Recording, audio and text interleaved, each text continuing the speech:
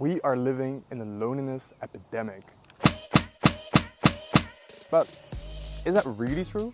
Claude Fischer would say no. He says it might be media hype.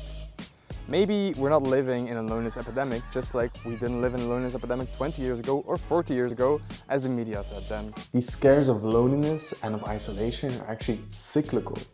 You can see these as well in the US in the age of anxiety, or in the concept of people being afraid that everybody will go bowling alone, or the fact of a company man. Some books you can see here on screen right now, these were frights that happened in the past as well. There's no real indication that the objective isolation of people has increased. We still have connections with each other and we still interact with each other.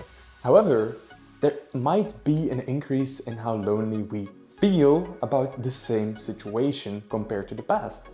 This is also something Claire Bidart mentioned in her works, where she mentioned that people, in becoming more individualistic, feel like they need to chart their own path more, they need to be the leader of their own life, and whenever something doesn't go as they would expect or as marketing tells them it should, they tend to feel bad because they take it onto themselves. So, isn't an epidemic? No. An epidemic would be something fast moving. It would start in one place and spread, right? Or it would be at least a ginormous uptick in the numbers. And there is an uptick in the numbers, don't take me wrong. However, Fischer explains this uptick by the fact that people started measuring the data differently. There were different preemptive questions that would put people in a higher number range mindset. To read more about this, please look at his blog.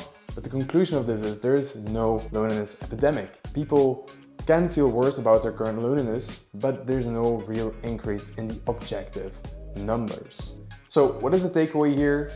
Don't panic. Look at the numbers before you really start believing what you read in the news.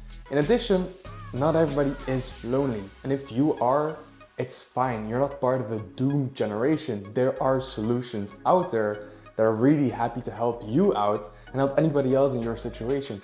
You are not alone because you're lonely, and you're certainly not doomed right now.